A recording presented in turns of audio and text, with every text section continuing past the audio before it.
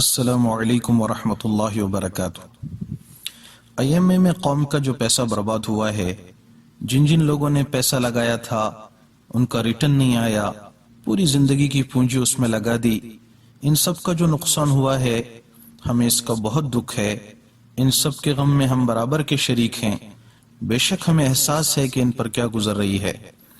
اس موقع پر کچھ لوگوں کی طرف سے خصوصیت سے علماء کرام پر جو اٹیکنگ کی جا رہی ہے اور ان جنرل علماء کے لیے جو ان ایکسیپٹیبل ورڈز استعمال کیے جا رہے ہیں، یہ بہت بری بات ہے۔ ایسے لوگ جن کو نہ اس کے بیک گراؤنڈ کا کچھ پتہ ہے، نہ دین کے اصولوں کا کچھ پتہ ہے، یہاں تک کہ وہ پاکی ناپاکی کے مسائل سے بھی ناواقف ہیں، ایسے لوگ بھی اب یہ تبصرہ کرتے ہوئے نظر آ رہے ہیں کہ بھئی مفتیان کرام نے غلط فتوے دیے، اس کو حلال کرنا چاہیے تھا، اس کو حرام کہنا چاہیے تھا، انہوں نے فتویٰ بیچا، انہوں نے فتویٰ خریدا۔ اس طرح کے بے جا اور بے احتیاط گفتگو سوشل میڈیا پہ چل پڑی ہے۔ اس میں ہم لوگوں کو کچھ چیزیں سمجھنے کی ہیں۔ کیا سب علماء نے آئی ایم اے کی تائید میں فتویٰ دیا تھا؟ کیا علماء نے یہ کہا تھا کہ اپنا گھر، کھیت اور زیور بیچ کر اس میں انویسٹ کرو؟ کیا انہوں نے کہا تھا کہ اپنے گھر کو بھوگیا ڈال کر اس کے پیسے اس میں انویسٹ کرو؟ حقیقت میں کسی نے بھی نہیں کہا تھا، لوگوں نے اپنا فائدہ دیکھ کر اس میں پیسہ لگایا تھا۔ اب سوال یہ ہے کہ پھر علماء نے کیا کہا تھا؟ شروع دن سے علماء کے درمیان یہ مسئلہ زیر بحث رہا ہے کہ آئی ایم اے والوں کا جو وے آف بزنس ہے یہ شرعی ہے یا غیر شرعی ہے، whether this way of business is acceptable in the boundaries of Sharia or not۔ ان کا ٹاپک یہ نہیں تھا کہ یہ کمپنی کتنے سال چلے گی، اس کمپنی کا مالک اپنے انویسٹر سے وفا کرے گا یا دھوکہ دے کر بھاگ جائے گا، نہ ہی یہ ان کا سبجیکٹ تھا اور نہ ہی یہ بتانا ان کی ذمہ داری تھی۔ علماء کرام نے پوری دیانتداری کے ساتھ اور پورے اخلاص کے ساتھ تحقیق کی۔ Honestly they studied this way of business since this comes under Islamic jurisprudence.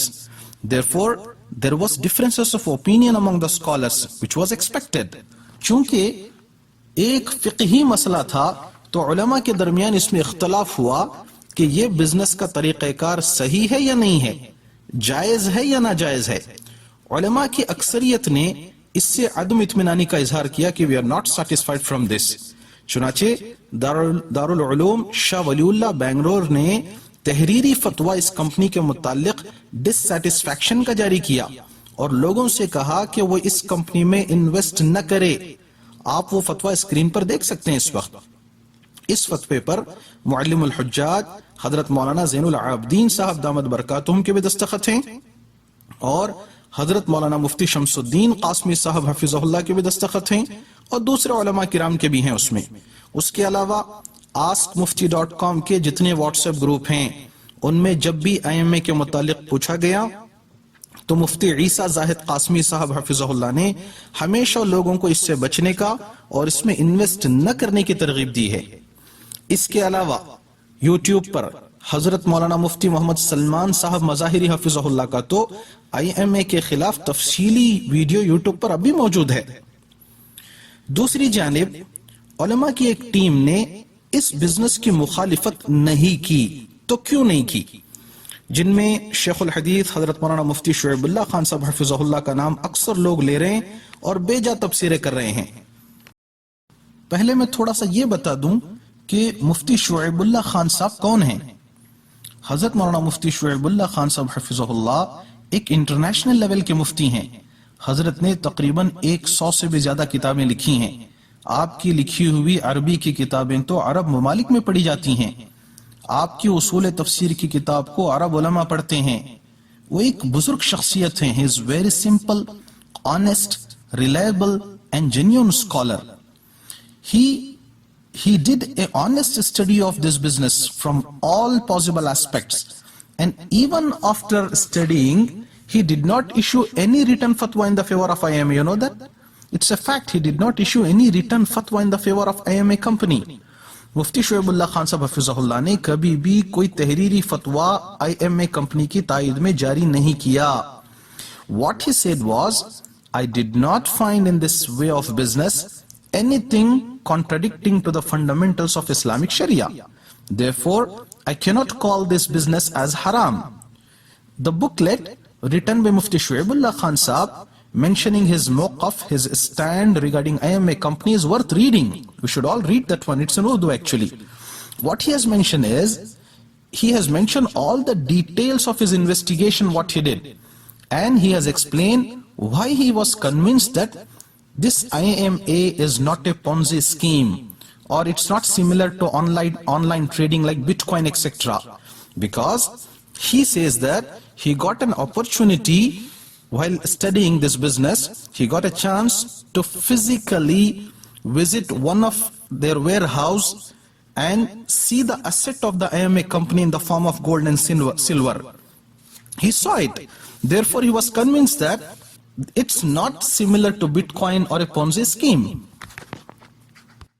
تو مفتی صاحب نے اس کی تفصیلات اپنی کتابچے میں لکھی ہیں جو انہوں نے IMA کمپنی کے تعلق سے اپنا سٹینڈ اور موقف بیان کیا ہے. حضرت یہ فرماتے ہیں کہ جب حضرت سے جب بھی زبانی IMA کمپنی کے تعلق سے سوالات پوچھے گئے تو حضرت نے کیا کہا؟ حضرت فرماتے ہیں کہ جہاں تک میں جانتا ہوں اس میں کوئی بات خلاف شرع نظر نہیں آتی، تاہم آپ لوگ خود جائیں معلومات کریں، اور اگر کسی بات میں شبہ ہو تو فتویٰ لیں، اور یہ بھی سن لیں کہ میں صرف شرعی مسئلہ بتاتا ہوں، لیکن قانونی یا دنیاوی لحاظ سے میں کچھ نہیں کہہ سکتا. اسی طرح یہ بھی نہیں کہہ سکتا کہ یہ کمپنی دھوکہ نہیں دے گی. اسی طرح میں یہ بھی نہیں کہہ سکتا کہ یہ کمپنی دھوکہ نہیں دے گی. اس کا علم تو اللہ کو ہے. بہت سے لوگ حلال کاروبار کرتے ہوئے بھی لوگوں کا مال ہڑپ کر جاتے ہیں اور لے کر بھاگ جاتے ہیں. لہٰذا میں اس بارے میں کچھ نہیں کہہ سکتا. آپ لوگ خود اطمینان کر کے آگے بڑھیں. یہ الفاظ ہیں حضرت مولانا مفتی شعیب اللہ خان صاحب حفظہ اللہ کے IMA کمپنی کے تعلق سے.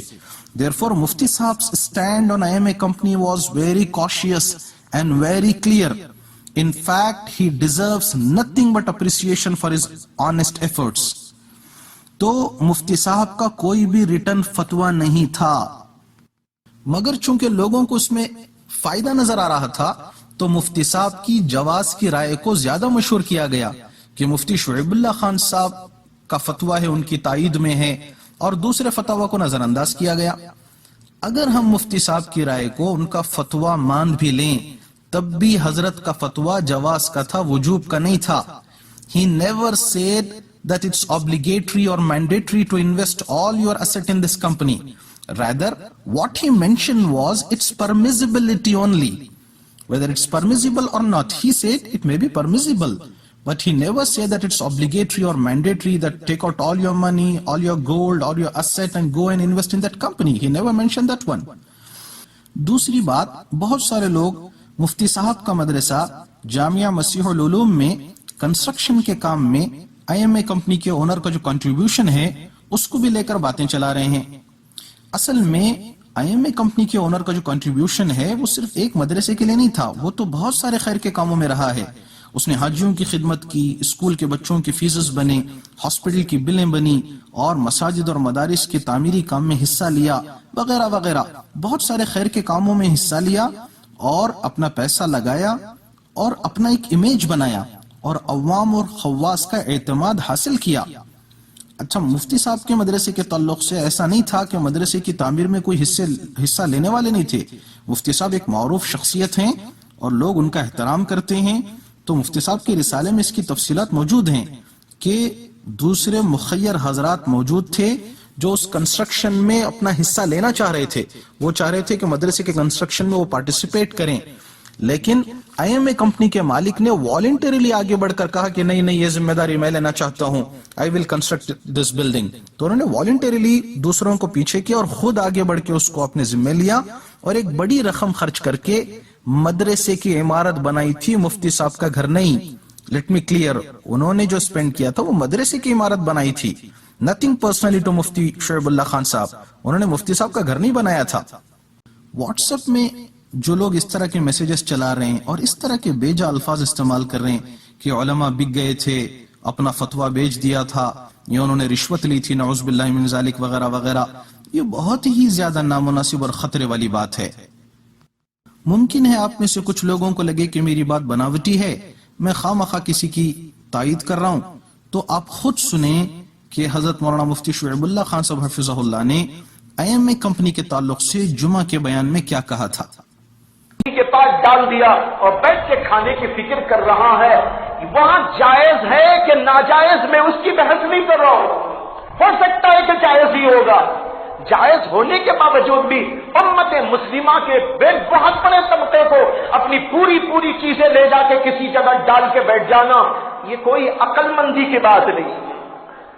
بہت پہلے، غالباً 2 سال پہلے، میں نے ایک چھوٹا سا رسالہ لکھا تھا یہ IMA کے بارے میں. اس کے اندر میں نے یہ بات لکھی تھی کہ کون کیا کرے گا، کبھی ہٹ جائے گا، نکل جائے گا، اڑ جائے گا، کچھ پتہ نہیں. اس لیے جو بھی کرے وہ سوچ کر سمجھ کر ہر اعتبار سے غور و فکر کے بعد میں اس کو کرنا چاہیے. ایک ہے کسی کا جائز اور ناجائز ہونا، جائز ہونے کے باوجود بھی اس طریقے پر امت یوں کسی کے اوپر پھر پڑے، یہ بات کوئی خوش آئین پیغام اپنے اندر نہیں رکھتی ہے. اس لیے میں عرض کرنا چاہ رہا ہوں، اپنی محنت کرو، اپنا مجاہدہ کرو، اپنے پیسے پر خود محنت کرو، اپنے پیسے کو خود لگا کر آگے بڑھو. یہ ہمارے لیے، آپ کے لیے، امت کے لیے بھلائی کا سامان ہوا کرتا ہے. لیکن اس کے سلسلے میں لوگوں کی یہ غفلت شیاری یہ قابل مواخذہ چیز ہے. اس لیے میں نے اس کے اوپر تنبیہ کرنا ضروری سمجھا. وہ اس طرح دوسروں پر ڈپینڈ ہو کر اپنی زندگی کو نہ گزارے، اور اس طرح گزار کر کہیں خطرات میں پڑیں گے تو مصیبتوں کا سامنا کرنا پڑے. یہ بات مسلمانوں کے لیے اچھی نہیں ہے، بلکہ کسی انسان کے لیے بھی اچھی نہیں ہے. اس لیے اس کے اوپر توجہ دینے کی ضرورت ہے. وآخر دعوانا ان الحمد للہ رب العالمین. تو اس آڈیو سے مفتی شعیب اللہ خان صاحب حفظہ اللہ کا IMA کمپنی کے تعلق سے جو موقف تھا وہ کلیئر ہو گیا اور واضح ہو گیا. اب رہ گئی بات کہ دوسرے کچھ علماء جیسے حضرت مولانا حنیف افسر عزیزی صاحب حفظہ اللہ وغیرہ نے اگر ان کی تعریف کی ہے یا تائید کی ہے تو وہ اسی اعتماد کی بنیاد پر کی ہے جو اعتماد IMA کمپنی کے مالک نے اپنے خیر کے کاموں کی وجہ سے عوام و خواص کا حاصل کیا تھا. جیسے آپ انویسٹرز نے ان پر اعتماد کیا، ایسے ہی کچھ علماء نے بھی ان پر اعتماد کیا اور انہوں نے بھی اپنی زندگی کی پونجیاں اس میں لگائی ہیں. جیسے آپ نے اس میں فائدہ دیکھ کر اپنے گھر کے اور خاندان کے دوسرے لوگوں کو ترغیب دی اور ان کو بتایا کہ بھی اس میں فائدہ ہو رہا ہے، آپ بھی فائدہ اٹھاؤ، ایسے ہی کچھ علماء نے بھی اور لوگوں کو بتا دیا کہ خیر خواہی کی نیت سے کہ جیسے سب کو فائدہ ہو رہا ہے ان کو بھی فائدہ ہو. مگر ان کنکلیوژن جو ہمارے صف اول کے علماء ہیں ان میں سے کسی نے بھی اس کی تائید کا تحریری فتویٰ نہیں دیا تھا. تو یہ جو ہماری قوم کا اتنا بڑا نقصان ہوا ہے، ہم اس کی ساری ذمہ داری علماء کے سر پر نہیں ڈال سکتے. ان کا موقف اور سٹینڈ بہت بہت کلیئر تھا. فار ایگزامپل، اگر ہم ایک مفتی صاحب سے یہ پوچھیں کہ جی ایک آدمی ہے وہ اتنے پیسے لیتا ہے اور لوگوں کو لے جا کر حج اور عمرہ کراتا ہے اور یہ فیسلٹی دیتا ہے، کیا اس آدمی کا اس طرح کی ٹریول ایجنسی چلانا اور لوگوں کا اپنے پیسے دے کر اس کے ساتھ حج اور عمرے کے لیے جانا جائز ہے یا ناجائز ہے؟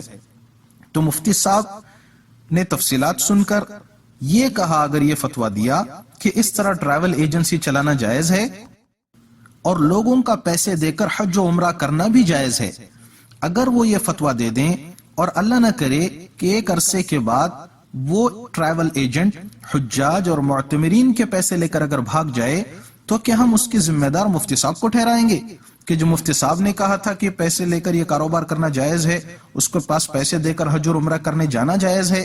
تو ہم تو نہیں کہیں گے کہ اس میں مفتی صاحب کی غلطی ہے.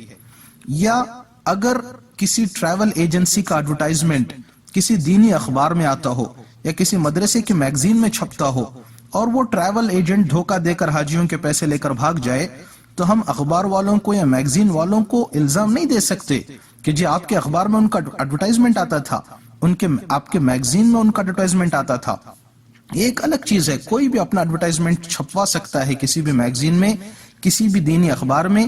ایڈورٹائزمنٹ چھاپنے کی وجہ سے وہ پیپر والے یا وہ میگزین والے اس کے ذمہ دار نہیں ہوتے. کون سا کام ترتیب کے حساب سے جائز ہے یا ناجائز ہے شرعی نقطہ نظر سے، یہ بتانا مفتی کی ذمہ داری ہے. مگر وہ بندہ ریلائبل ہے یا نہیں، قابل اعتماد ہے یا نہیں، اس کی تحقیق کرنا یہ مفتی کے ذمے نہیں، ہمارے ذمے ہے۔ ایسے ہی ہم نے جو آئی ایم اے میں پیسے لگایا وہ ہم نے اپنے فائدے کو دیکھ کر لگایا تھا، کسی علماء کے فائدے کی وجہ سے نہیں۔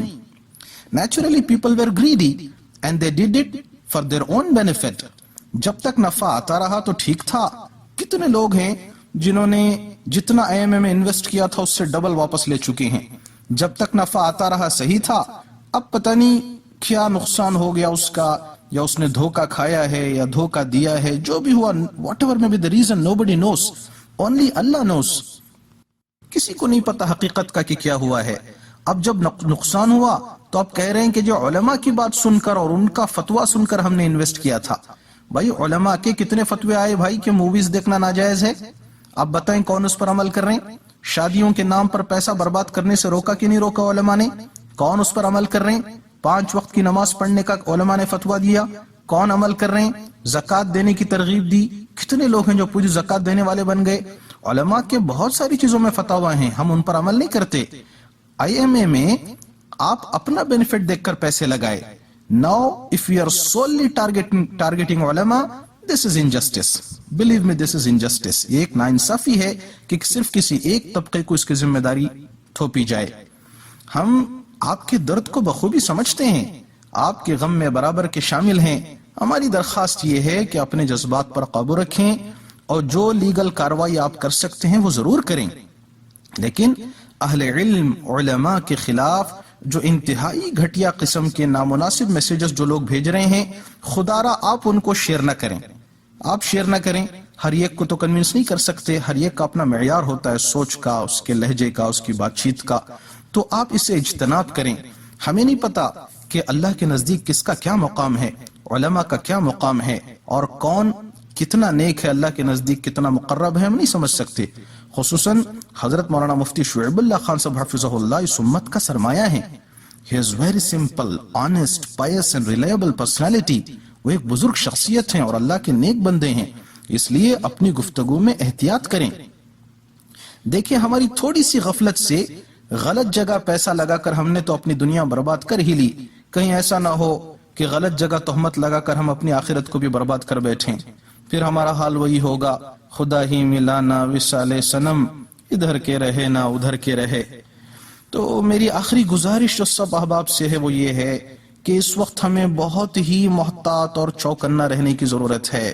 I'm just concluding my message، میں ختم کر رہا ہوں اپنی بات کو، کیونکہ میڈیا کا وہ طبقہ جو ڈس آنیسٹ ہے اور اسلام اور مسلمانوں کے خلاف کام کرتا ہے، وہ ایسے موقعوں کی طاق میں رہتا ہے تاکہ اسلام کو، مسلمانوں کو، شریعت کو، علماء کو کسی طرح سے بھی مس پریزنٹ کیا جائے، تاکہ ہمارے اور جو غیر مسلم برادران وطن ہیں ان کے سامنے اسلام اور مسلمانوں کی شبیہ کو بگاڑ کر پیش کر سکے۔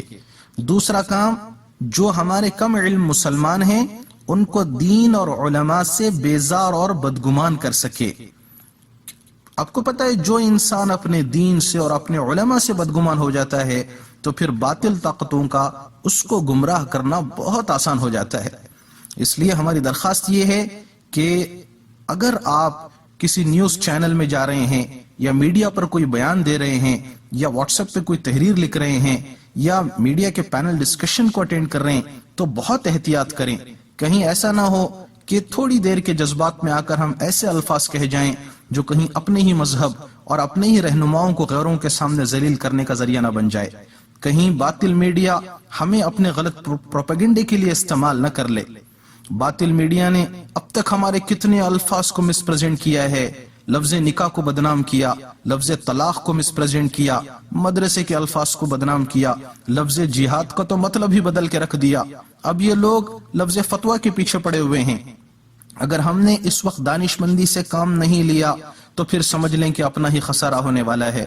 ہماری دعا ہے کہ جن جن لوگوں کا پیسہ اس میں برباد ہوا ہے اللہ ان کو جلد از جلد لوٹائے اور ان کو اس کا نعم البدل عطا فرمائے، اور ہمیں اپنے صحیح رہنماؤں کو پہچان کر ان کی قدردانی کرنے کی توفیق عطا فرمائے، دین کی، شریعت کی، علماء کی، اہل علم کی، اللہ والوں کی، ان کی عظمت کرنے کی توفیق عطا فرمائے اور ان کی تحقیر کرنے سے اللہ ہم سب کی حفاظت فرمائے۔ جزاکم اللہ خیر۔ والسلام علیکم ورحمۃ اللہ وبرکاتہ.